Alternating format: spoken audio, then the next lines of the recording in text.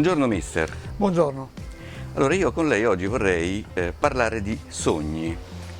Se le dico Super Santos, il pallone da calcio che i ragazzi avevano tutti quando eravamo ragazzini, che si portava nella macchina dietro e si scendeva in campo, qualsiasi fosse il terreno, asfalto, terreno, si giocava a pallone.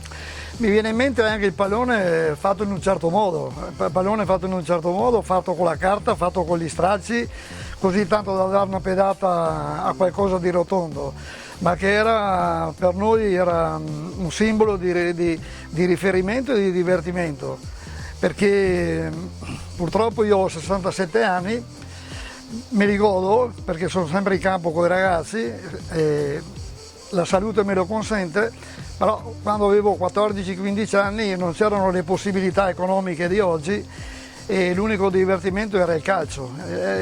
Gli oratori erano sempre pieni, c'era divertimento e senza volerlo si acquisiva così, senza tanti insegnanti, la tecnica di base.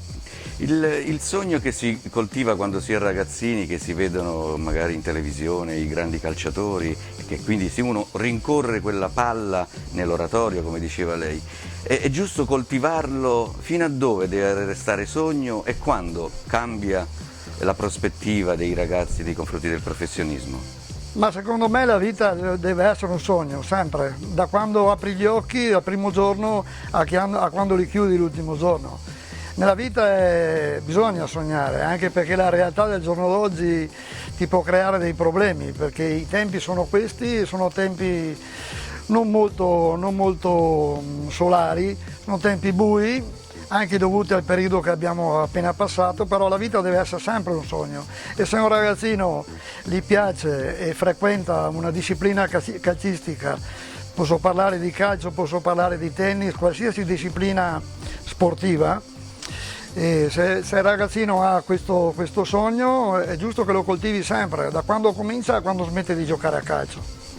Parlava di insegnamento, quindi anche di scuola. Lei ha coniato dei modi di dire, insomma, che non sono solo modi di dire, ma anche modi di fare. Si può e si deve fare sport nella scuola, come si può e si deve fare scuola nello sport. Beh, mi sembra che sia una cosa che si dovrebbe dare la mano una con l'altra, in poche parole, perché fare cultura la si deve fare, cultura sportiva a scuola, e si deve fare cultura civica anche nel calcio, parlando di sport, ma nel caso specifico parlando di calcio. Il problema è che i ragazzini sono la cartina tornasole.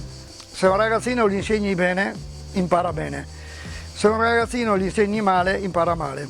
E il ragazzino, a un certo punto, è quello meno colpevole. I più colpevoli siamo noi, siamo quelli che vanno in campo con i ragazzini, perché allenare è limitativo, insegnare è una cosa che deve essere obbligatoria. Per insegnare bisogna andare a imparare e bisogna avere l'umiltà di andare a imparare. Come ho fatto io, che per 10 anni mi sono girato tutta l'Europa e tutti i più grandi allenatori innovativi del mondo del calcio, dagli allenatori a preparatori dei portieri, ai fisioterapisti, ai medici, per imparare e mettere a disposizione il mio bagaglio culturale, metterlo a disposizione dei ragazzini, dei ragazzi e via di seguito, insomma. C'è un'osservazione che volevo porre alla sua attenzione, vista la sua grande esperienza. Nel campionato appena finito di Serie A, su 20 squadre, una rosa contiene ben 679 calciatori, una rosa completa di tutte e 20 le squadre. Di questi solo 321 sono italiani e di questi 321 solo 135 hanno perlomeno un 50% di presenze in campo. Voglio chiedere, un lavoro che viene fatto da professionisti come lei nei settori giovanili, poi si trova ad avere questi numeri, che considerazione fa? Ma intanto è un discorso questa è la globalizzazione che purtroppo è stata introdotta anche nel calcio, però il problema più grosso è che praticamente nel calcio italiano ci sono dei problemi a livello di settore giovanile. non nascono più talenti, e se nascono magari smettono, e se smettono magari perché li fanno smettere, però poi c'è anche un costo, un problema di costi. Problema di costi, ci sono dei giocatori bravi, giovani, che vengono dall'estero, che costano di meno, le operazioni costano di meno e di conseguenza ti trovi in questi numeri qua, come ha detto lei. Pur guardando insomma, nelle prestazioni di tanti calciatori stranieri, dai nomi che magari uno non immagina neanche siano presenti, però non si nota questa grande bravura, grande differenza fra i ragazzi che invece vediamo calcare tanti campi delle società dilettantistiche che investono tanto, anche le società professionistiche come la Virtus investe tanto come tempo e come impegno nei confronti dei ragazzi, eppure c'è questa grossa differenza. Possibile che i ragazzi italiani non siano abbastanza bravi da poter ambire alla Serie A?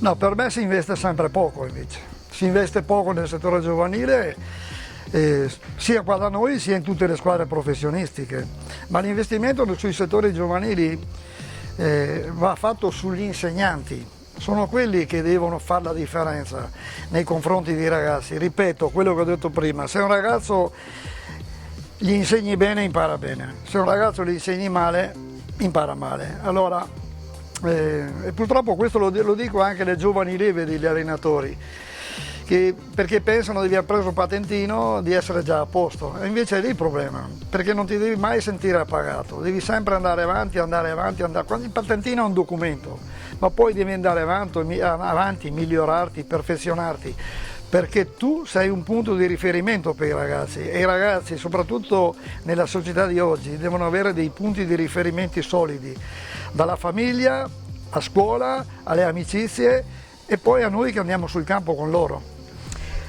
In tutta la sua carriera così lunga, quale ricordo ha di giocatori o di ragazzi che hanno poi trovato riscontro in quel famoso sogno? Ma guardi, io ho gestito anche un campione del mondo, non sul campo, ma praticamente eravamo sempre assieme e penso di avergli insegnato qualcosa. Lui si chiama Mauro Camoranesi e per me è come un figlio. Dunque la soddisfazione poi di quando è andato alla Juve, che io gli portai a casa il primo contratto perché collaboravo col suo procuratore e poi vederlo campione del mondo per me è stata una gioia immensa, perché questo era un ragazzo di quelli di una volta, come si dice, no? Ha voluto le cose, se le ha guadagnate e se le ha godute tutte. E dunque riferimento è fatto lui, però tanti altri ragazzi magari che sono finiti in Serie C, in Serie D, ma anche in promozione, perché poi la soddisfazione più grande di un allenatore è quello che i ragazzi, quando non hanno più 20 anni, 30 o 40, ma ti salutano ancora e ti dicono: tu mi hai insegnato qualcosa, perché l'allenatore bravo, un allenatore preparato è ancora meglio, ecco, perché bravi non esistono, non è quello che ti dà, è quello che ti lascia. E quando vedi i ragazzi che hanno questa età qua, come ho detto prima, 30-40 anni, e si ricordano ancora di te, vuol dire che tu gli hai lasciato qualcosa. Grazie mister per la sua testimonianza. E grazie a lei per l'intervista. Mayday, mayday, up and shoot, mayday.